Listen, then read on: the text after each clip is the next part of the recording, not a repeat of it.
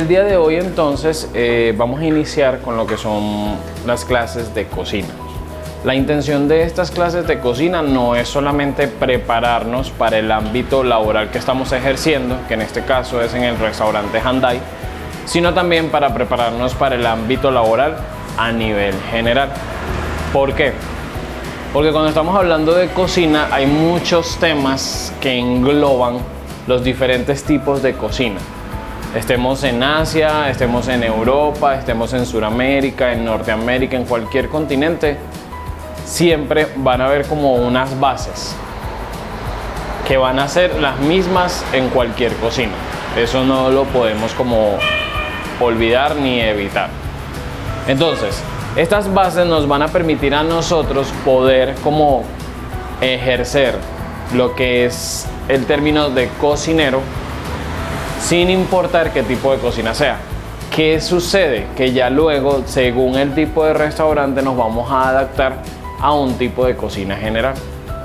¿Qué es para ustedes, sin mirar la guía que les di, qué creen ustedes que es para ustedes la cocina? ¿Qué significa para ustedes la cocina? Pues para mí es un arte.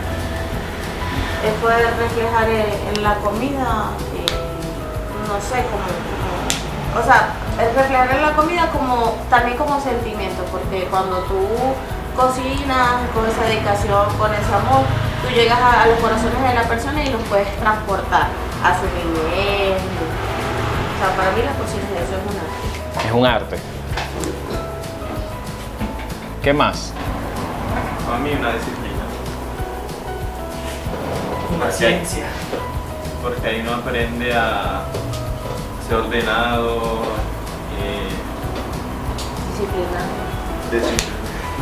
Disciplinado. Saber llevar todo en orden, saber contar las cosas. Hay muchas maneras de decir que es la cocina. Amor por lo que hace. Gina. Lo que sea es válido. Para mí la cocina es un reto. Un reto. Que saber lo que estar en la cocina. Solo eso, un reto. Marco. Una ciencia. Una ciencia. ¿Por qué una ciencia? Que es muchas cosas las que hay que tener en cuenta, temperatura, preparaciones, procesos, muchas cosas que químicamente y biológicamente funcionan mediante cocción. No es solamente lo que hacemos por fuera, sino es lo que pasa también adentro. O sea, es entender lo que sucede a nivel molecular, que es la transformación de la materia en algo diferente. Bueno, la cocina en general, a nivel de historia, viene del latín que es coquina. Básicamente nos referimos con coquina al espacio que se utiliza para preparar alimentos a nivel general. Cuando hablamos de preparaciones de alimentos, vamos a ver técnicas de cocción, que las vamos a ver más adelante, que es básicamente un sitio donde vamos a freír, asar, rostizar, sancochar, pochar, blanquear, innumerables preparaciones. Cortar, batir, moler, rallar, o sea, todo. Entonces, a nivel, cuando hablamos de lo que es la cocina, estamos hablando es físicamente del espacio donde vamos a ejercer esa función. Dentro de lo que es la cocina, que es el espacio, entra efectivamente muchas de las cosas que ustedes comentaron. Primero, es un arte. ¿Por qué es parte del arte? Tradicionalmente se creía que el arte se aplicaba solo a ciertas carreras que tenían que ver como con el desarrollo de un diseño particular que visualmente se viera bien. Pero a nivel de cocina, con la evolución que hemos tenido, y más que en la historia cuando hablamos de la historia de la gastronomía, tenemos unos padres de la gastronomía que nos enseñaron, como Auguste Escoffier, que nos enseñaron los principios de la gastronomía. Por eso se dice que la cocina surgió en Francia, y realmente pues la cocina siempre ha existido desde tiempos inmemorables, desde que estábamos en las cuevas, desde que descubrimos que chocando dos piedras generábamos fuego y podríamos poner un animal muerto encima del fuego. Ese proceso de cambiar y alterar un producto se convirtió en lo que hoy conocemos como cocina. ¿Qué pasa? Que en la historia de la cocina, ¿cierto? Vamos a ver marcado un antes y un después. Porque hay marcado un antes y un después. Cuando hablamos del antes, comenzamos a hablar sobre todo lo que es el nacimiento de la gastronomía. Cuando grandes escritores comenzaron a desarrollar o se convirtieron en grandes chefs para crear lo que hoy conocemos como cocina y lo que hoy conocemos como el vocabulario de la cocina. Cuando hablamos de que nació en Francia, por así decirlo, es porque en Francia fue donde surgieron los nombres, por ejemplo, de lo que son salsas madres. Que las salsas madres es algo que vamos a ir viendo poco a poco que se usa en muchas de las gastronomías, pero que implica técnica. Luego también surgieron los que eran los tipos de corte, los tipos de cocción. Les dimos un nombre a todo eso que hacíamos. Eso fue gracias a esas grandes mentes brillantes que en su momento contribuyeron para decir, no, esto necesita recibir un nombre. De hecho, una de esas mentes brillantes ayudó también a generar lo que hoy conocemos como los puestos de partidas. Que los puestos de partida es básicamente que cada zona en la cocina tiene un nombre, cada encargado de cada área tiene un nombre y no simplemente, sí, se tiran y ya. ¿Qué pasa? Este tipo de orden solamente se presta en las grandes cocinas. En los restaurantes, lo que es alta cocina, se presta donde hay un entremetier, donde hay un boulanger, donde hay un poissonnier, donde hay un saucier, que básicamente es como el que se encarga de los pescados, de las carnes, de las salsas, de los postres, de la panadería, de emplatar, el chef, el sous-chef, chef de partie, los commis de partie, que es básicamente los cocineros. Entonces, ya en la alta cocina se desarrollan todos esos puestos. Con la evolución de la historia de la gastronomía, marcamos un después porque aprendimos a que los cocineros, para poder sobrevivir en un mercado como es el que está ahora, tenemos que aprender a ser un poco más versátiles. Saber de todo un poco, pero especializarnos en algo, ¿cierto? De aquí surge que en la historia de la cocina, marcado del antes y el después, conociendo que a un principio teníamos unas técnicas que era como cortar, pochar, rostizar, flambear, saltear.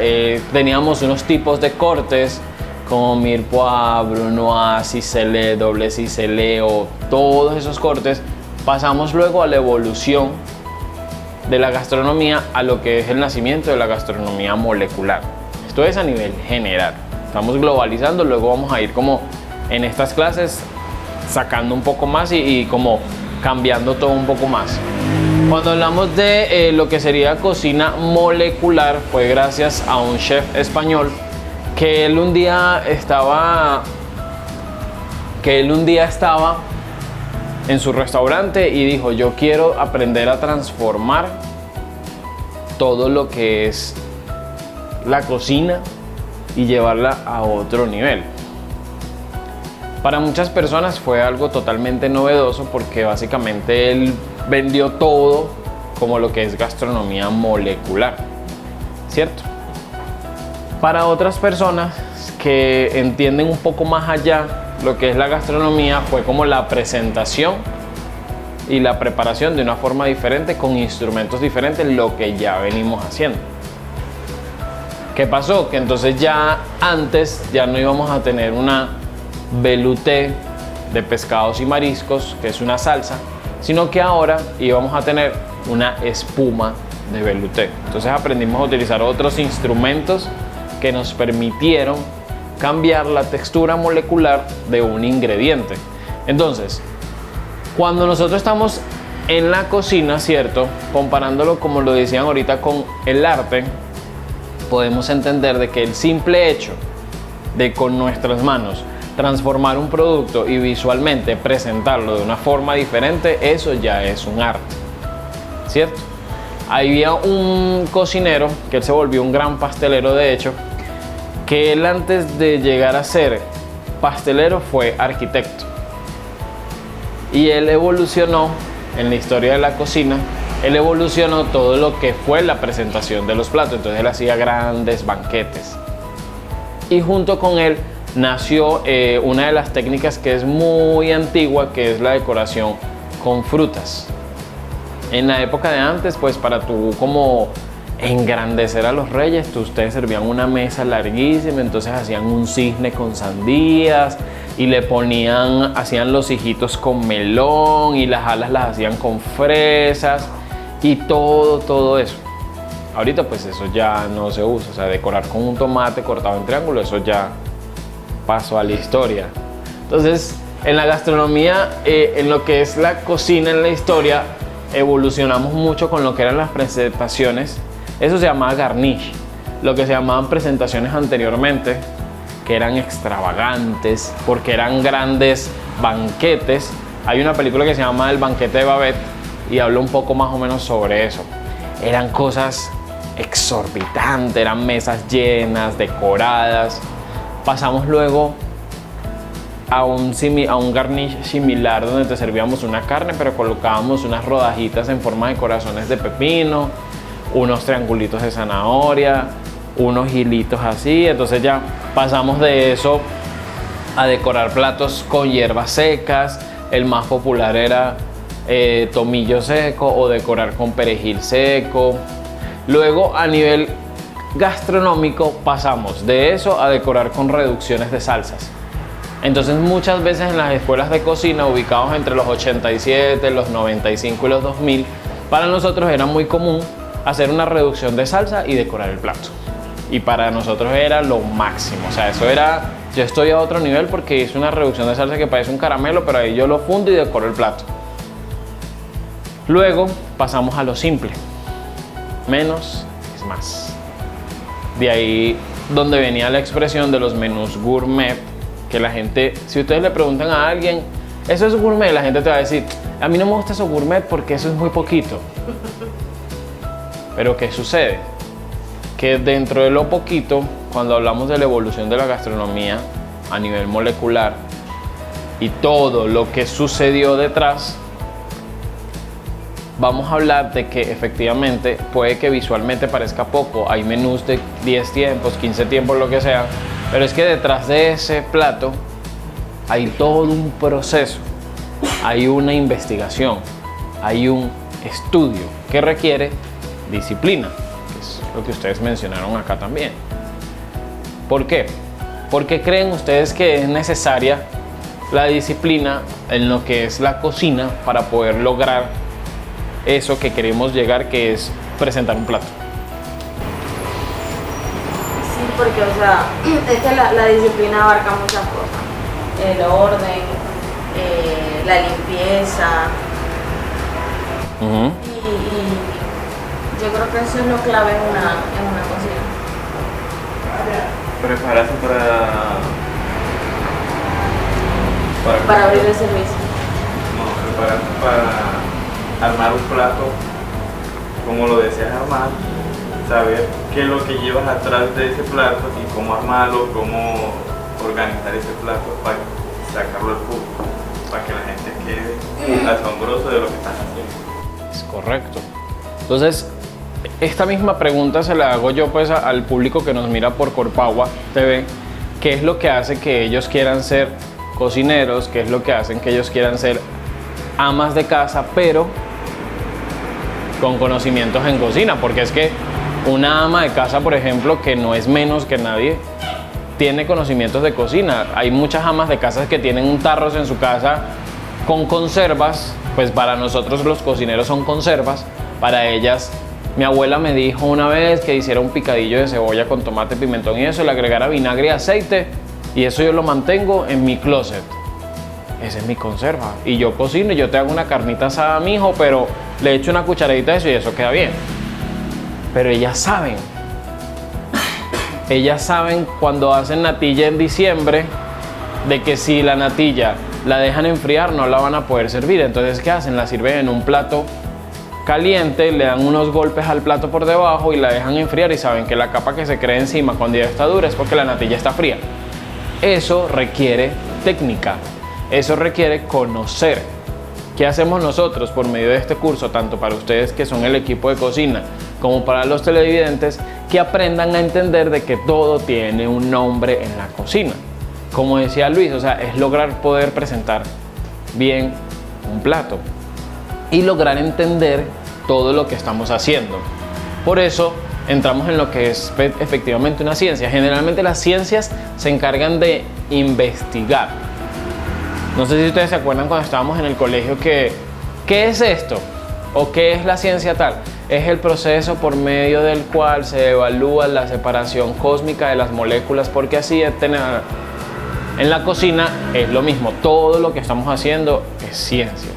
Si yo quemo un tomate directo al fuego, que es una técnica que se llama escalivar, pero yo hago lo mismo y no quemo el tomate en el fuego, sino que lo frito unos cuantos segundos, voy a obtener, sí, el mismo resultado, porque ambos los voy a poder pelar, pero a nivel organoléptico hay cambios notorios.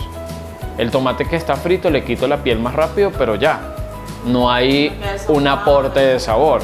El tomate escalivado tiene un aporte de sabor que es mucho más intenso, ¿cierto? Lo mismo pasa con cosas que hacemos en la casa. Nosotros calentamos la arepa de tela en una rejilla. Y para nosotros es necesario, o bueno, por lo menos acá en Colombia, para nosotros en Colombia es necesario que la arepa esté tostada. ¿Por qué? Porque esas arepas, a pesar de que ya vienen cocidas, el sabor es totalmente diferente cuando está cocido, que medio se calienta, a cuando está tostadito y crocante. Entonces son técnicas de cocina que muchas veces ignoramos, pero que existen. Lo mismo, obviamente, con lo que pasa que todo lo que vamos a hacer en cocina hay que ponerle amor. Un chef en España que se llama Ferran Adrià, no sé si se lo han escuchado alguno. Ferran Adrià es conocido como uno de los padres de la gastronomía molecular. Ese chef, en su restaurante, él comenzó a investigar, compró equipos de química, compró equipos para separar líquidos, para deshidratar, para goteros, para poder como obtener concentrados de frutas o de productos mucho más puros. Y esto le ayudó a él a entender cómo se comportan los alimentos, cómo se comporta a nivel de cocina, qué tiene, pues qué comporta cada uno. Químicamente hay algo muy curioso que él también llegó a comentar. No sé si les ha pasado que ustedes se comen una piña, un mango o una preparación y dice, uy, esto me sabe como a coco. ¿No les ha pasado? En la casa no les ha pasado, ¿cierto? Que ustedes comen algo y estos son frijoles, pero me saben como, no sé, como si estuvieran en la costa. Pues en la costa no se comen frijoles, pero estoy haciendo el ejemplo, ¿cierto? Es porque químicamente algunos alimentos comparten una molécula en su enlace. Y esto hace que ese sabor se recuerde. Por eso muchas veces puede pasar de que en X o Y preparación, o no sé, compraste una fruta, un banano, acá en el fruver del local, pero ese banano que viene de la finca de Don Pedro te supo como una mezcla de durazno con sandito. Y dices, qué raro. Es porque químicamente, molecularmente se enlazan. O sea, hay algo que tienen que ver ahí. Es como decir que nosotros los seres humanos tenemos un cromosoma que es similar al de él o al de ella o al de ella, lo que nos hace ser seres humanos. Lo mismo pasa con el mundo de las frutas, con los vegetales, con todo. Al final, pues todo está conectado. Entonces Ferran Adrià, en su necesidad por transformar la gastronomía, dijo, tengo que investigar más. Y él decidió cerrar su restaurante. Al principio lo cerraba 6 meses. Investigaban 6 meses, desarrollaban un menú, abrían 6 meses porque ya tenían los cupos llenos. Y ya decidió finalmente cerrarlo y convertirlo en una academia de investigación para la gastronomía molecular. ¿Qué sucede? Esto se extendió para transformar lo que hoy conocemos como cocina. Se extendió por todo el mundo. Y hay grandes restaurantes como el Celler de Can Roca, también de los hermanos Roca, que son 3. Y Jordi Roca, que es el pastelero, se siguió investigando todo eso también, pero a nivel de repostería. Si lo llevamos al ámbito local, si lo llevamos a la cocina que hacemos diariamente en nuestras casas, el mejor ejemplo de cocina molecular, por así decirlo, es pitar unos frijoles. ¿Por qué? ¿Qué creen ustedes? Que ustedes me dicen, pero chef, usted me dice que cocina molecular es presentar espumas, aires, deshidratados, pero ¿qué creen ustedes por qué? Cualquier respuesta es válida. Igual en el público, los que están viendo, los que quieran dejar en el comentario, ¿qué creen ustedes que se aplica aquí en nuestro hogar colombiano la cocina molecular para ustedes? Pues, no sé, lo que genera el cambio de temperatura, porque al pitar los frijoles se ejerce como una presión, un vapor que queda allí almacenado y hace el cambio de duro a blando, no sé. Sino que el vapor ayuda a aumentar la temperatura. Pues casi lo mismo que ella dijo. ¿Qué dice Luis? Bueno, efectivamente, a nivel molecular existe un cambio en la presión interna de la olla. Básicamente, no han escuchado que no le dicen olla de presión, sino también le dicen olla express. Es porque internamente funciona como un reloj de tiempo que lo que hace es adelantar un proceso. Entonces, lo que demora muchas horas, ellos descubrieron que con un aparato que era una olla, con una goma especial, con una válvula de medidora de presión más una válvula de emergencia, aceleraban un proceso en la molécula del producto para que no se demorara tanto. Entonces, todo lo que hacemos en nuestra casa es cocina. Todo lo que hacemos en nuestro hogar es técnica. Solo hay que saber entenderlo. Y muchas veces cuando comenzamos a entender esto, es como si se nos abriera un tercer ojo y decimos, uy, cierto, pues no me lo imaginaba.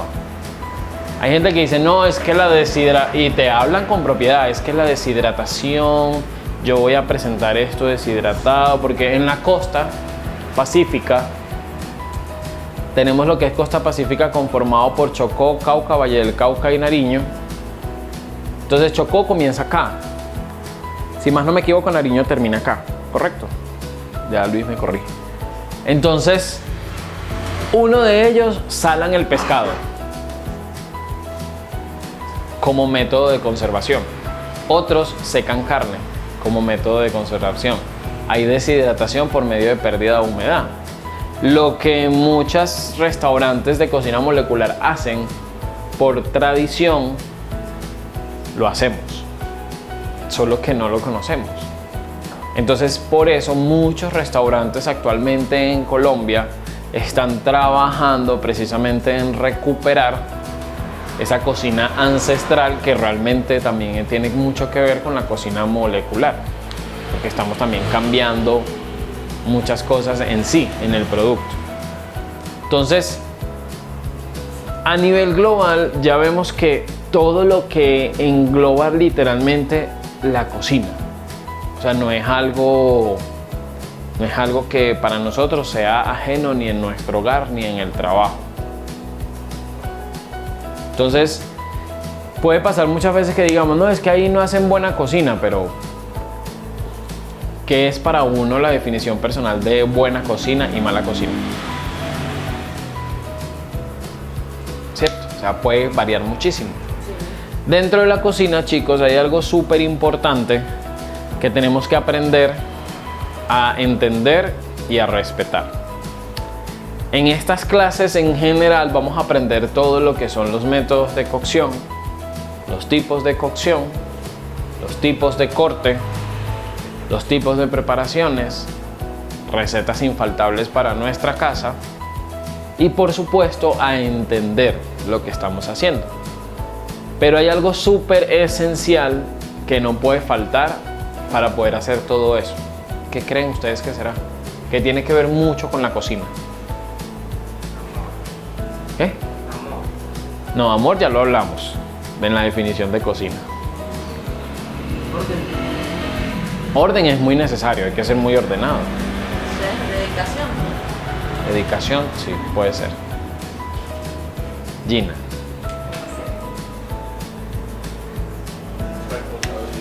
Responsabilidad. Compromiso.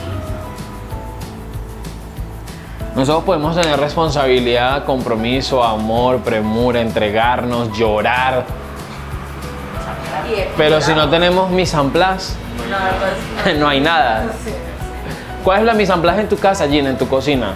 ¿Qué son esas cosas que no pueden faltar en tu mercado?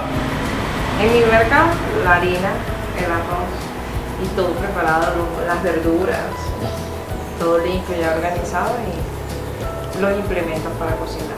A Luis, ¿qué no le puede faltar en su casa para comer? La verdura. Sí, La todo verdura. eso. A Rosy, Pues yo soy súper el caldo Maggi, La ricotilla. la ricostilla.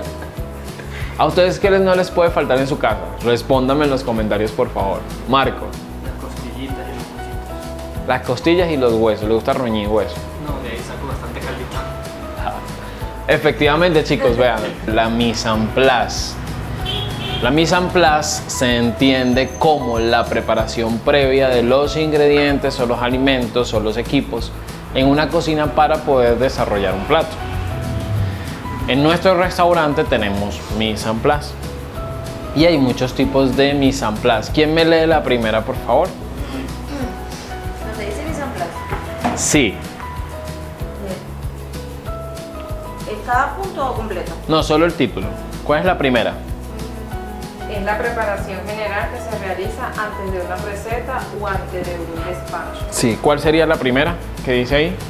Mise en place invariable. Mise en place invariable. ¿A qué les suena mise en place invariable? Que siempre es lo mismo, la misma preparación constante. Que no varía. Que no- Cuando hablamos de mise en place invariable, o sea, una mise en place que no varía, es básicamente lo que necesitamos siempre para hacer una producción. Por eso les preguntaba, en su casa, ¿qué no les puede faltar? A uno como venezolano no le puede faltar la harina pan, las lentejas, el arroz, el plátano, el aguacate. A uno como colombiano, ¿qué no nos puede faltar? Los frijoles, el cargamanto rojo, el cargamanto blanco, el aguacate, el repollo, la zanahoria, la fruta para el juguito, particularmente el tomate de árbol no puede faltar, ¿cierto? Entonces, cuando hablamos de mise en place invariable a nivel global, es básicamente eso. Esos son ingredientes que no nos pueden faltar. ¿Qué no puede faltar acá en Handai? El arroz de sushi, el vinagre de arroz, el alga nori, la carne de res, la soya, la fécula, la harina, el aceite de ajonjolí, de sésamo. Son mise en places que efectivamente no van a variar nunca. ¿Cuál es la siguiente? Solo el título. Mise en place variable. La mise en place variable es una mise en place que en algunas ocasiones puede variar. ¿Por qué varía? Porque generalmente es esa mise en place que vamos a preparar para otra preparación. Entonces, ¿por qué varía? Porque va a variar en sus cantidades, en su presentación. Si vamos a hacer, por ejemplo, pasta de ajo y jengibre, pero voy a hacer 5 recetas, necesito 5 kilos. Si voy a hacer 2 recetas, necesito 2. Lo mismo pasa en nuestros hogares. Si yo voy a hacer un arroz con pollo, pero el fin de semana viene mi abuela, mi tía Mari, mi tía Pepa, viene el tío Alfonso, venimos, nos vamos a reunir todos en la finca acá en la vereda Quebrada Arriba. Entonces, ¿qué necesito? No voy a comprar el mismo kilo de pollo para hacer un arroz. Necesito comprar 10 kilos de pollo para todo el grupo, ¿cierto? Eso es una mise en place invariable. Lo que puede ir cambiando basado en la necesidad de lo que vamos a preparar. Lo mismo pasa acá en el restaurante. Si nosotros vamos a preparar algo, necesitamos analizar primero que tengamos la cantidad de ingredientes correctos para poderlo hacer. Necesitamos saber qué queremos hacer, cuánto y cuándo. Y basado en eso armamos nuestra mise en place. ¿Cuál sigue, Marco? Mise en place ocasional. Mise en place ocasional. Sin leerlo, bueno, ya Marco lo leyó. ¿Qué les suena mise en place ocasional? Pues como lo del aniversario. Puede ser. Sí, puede ser válido. O no sé, o pedidos de platos diferentes al restaurante que hagan clientes. Platos de temporada. Ha pasado algunas veces acá y de hecho así fue como nació uno de los platos del menú que se llama el tofu KFT, el Korean Fried Tofu. ¿Por qué?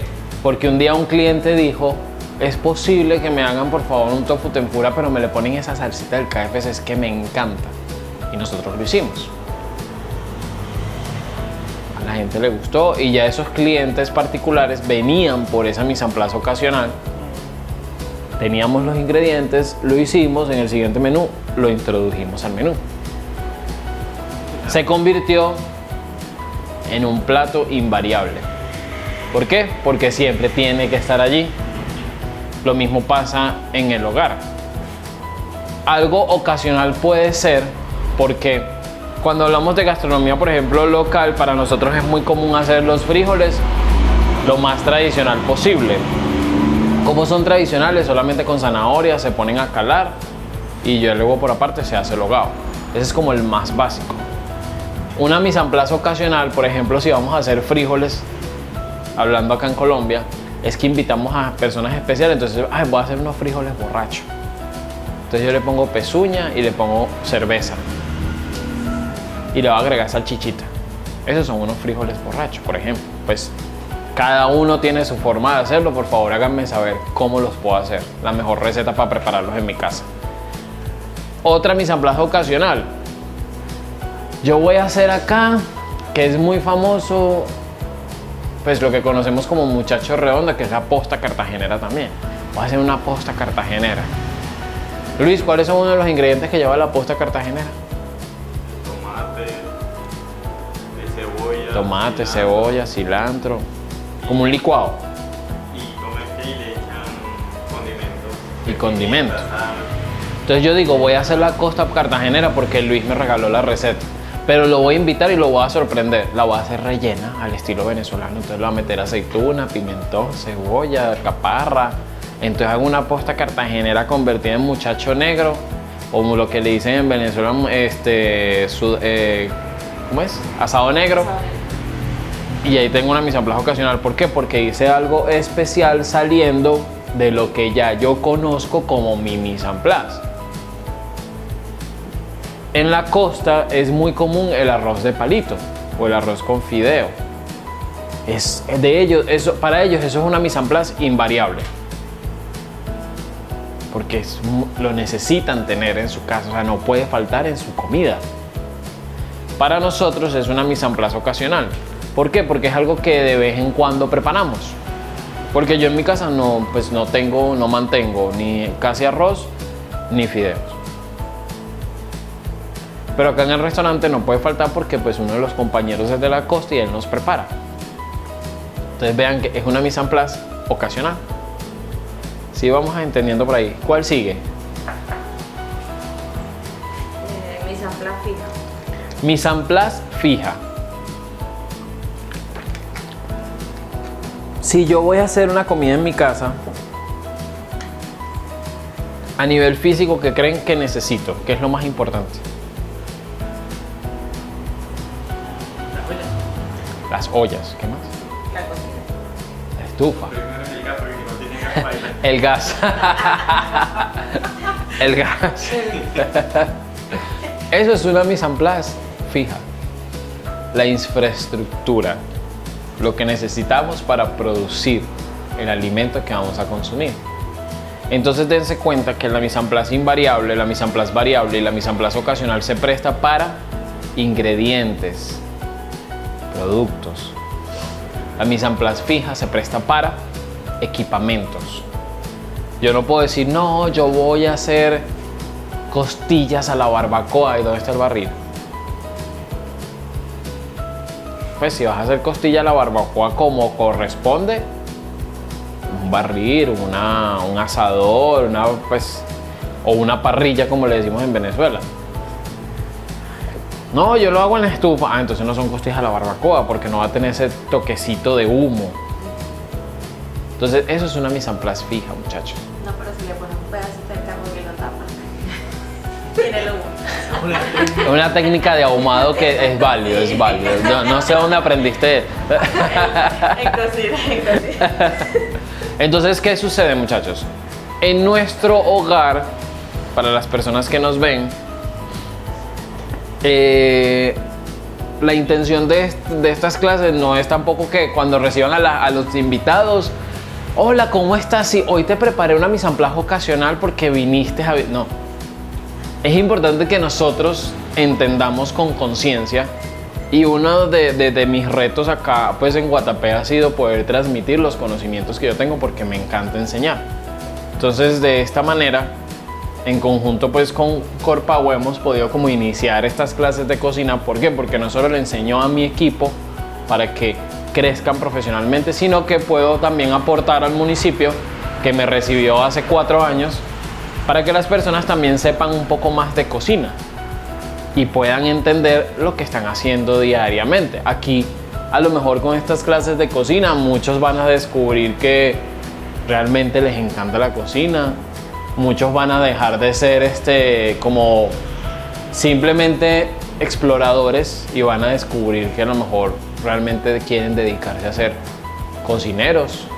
O sea, aquí pueden pasar muchísimas cosas. Entonces, con el tema de la mise en place, muchachos, debemos de entender 2 aspectos muy importantes. Número 1, para tener una buena mise en place se necesita un buen inventario. Cuando vamos a hacer mercado en nuestra casa, nosotros hacemos una lista de mercado basado en lo que comemos semanalmente para de esta manera poder ir a comprar. Porque puede pasar, y ha pasado, que vamos a comprar, entonces es que a mí no me pueden faltar los tacos de Salpín Noel. Y usted sí revisó que había. Y cuando vamos a comprar traigo 3 tacos y en la casa tengo 5. ¿No les ha pasado? Sí, sí. A mí me pasa, pero con las salsas. La niña come mucha salsa de tomate y yo no reviso y llevo, y cuando mi mamá, pero ella hay mucha. Y no reviso. A todos nos pasa en el hogar. A todos. Los huevos no pueden faltar. Entonces uno va y entonces compra huevo y cuando llegamos a la casa hay 2 cartones y yo llego con 2 cartones más por el gimnasio. Entonces, pues madre, me toca hacer huevo frito todos los días con arroz. Entonces es muy importante, muchachos, el inventario. Y lo segundo muy importante con el tema de la mise en place es la estandarización. ¿Por qué entra la estandarización en una mise en place? Porque tener estandarizado algo o un proceso nos va a permitir entender qué necesitamos para esa mise en place. Por ejemplo, a nivel de números, si yo sé que yo por semana vendo 25 alas KFC, hablando del restaurante, yo sé que mi mise en place en ese aspecto va a ser, primero, invariable. ¿Por qué? Porque siempre necesito alas. No puede faltar. Y va a ser variable, pero a nivel ya de lo que es producción, porque semanalmente yo puedo, sí, producir 25, pero puede que necesite la semana siguiente menos porque la semana anterior me quedaron 20 y no se vendieron. O puede que para la semana siguiente necesite más porque se me vendieron todas y me tocó hacer alas al momento. Luis es testigo que nos ha sucedido. Hemos tenido un tope de ventas impresionante y literal nos toca, cuando ya tenemos las alas listas para marinar, que necesitan por lo menos 12 horas de marinado, nos toca hacerlo de una vez. ¿Por qué? Porque no podemos decirle al cliente no hay. Lo mismo sucede en nuestros hogares. ¿Cómo ustedes en nuestro hogar, cómo creemos que estandarizamos todo? Porque ya nosotros como cabezas de hogar o las madres cabeza de hogar, por lo menos acá en Guatapé o donde nos miran, ellos ya saben cuántas tazas de arroz necesitan preparar para su hogar. Eso es estandarizar. Ellos ya saben cuántos aguacates necesitan comprar para el almuerzo. La ensalada de repollo que no nos puede faltar acá en Antioquia con cilantro y cebolla y zanahoria y limón que no puede faltar. Uno ya sabe cuánto tiene que cortar del repollo para hacerlo. Eso es estandarizar. El café, uno ya sabe, en cada hogar ya tienen su medida, hasta con el Nescafé, para preparar su café. Entonces miren que la cocina, la mise en place, chicos, la cocina, la mise en place y todo esto no es algo que nos hace indiferente a nosotros, o sea, es algo que realmente nos involucra a todos como seres humanos. Entonces, en la próxima clase vamos a tocar unos temas muy importantes, ¿cierto? Que ya vamos a entrar como un poquito más a desarrollar más cositas de cocina. El día de hoy realmente esta introducción de lo de cocina y mise en place es solo un abreboca de lo que vamos a tener en este curso de cocina. Un curso de cocina se hace sin fines de lucro, es un curso que se está dando a ustedes, chicos, para enseñarles, para instruirlos, para instruir a todas las personas que nos miran aquí en Corpagua, para poder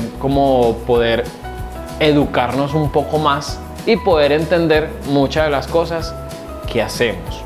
Para que si tienen alguna duda, me la hagan saber. Si tienen alguna duda, nuestros televidentes también nos las hagan saber. ¿Qué tema les encantaría que toquemos en las clases también?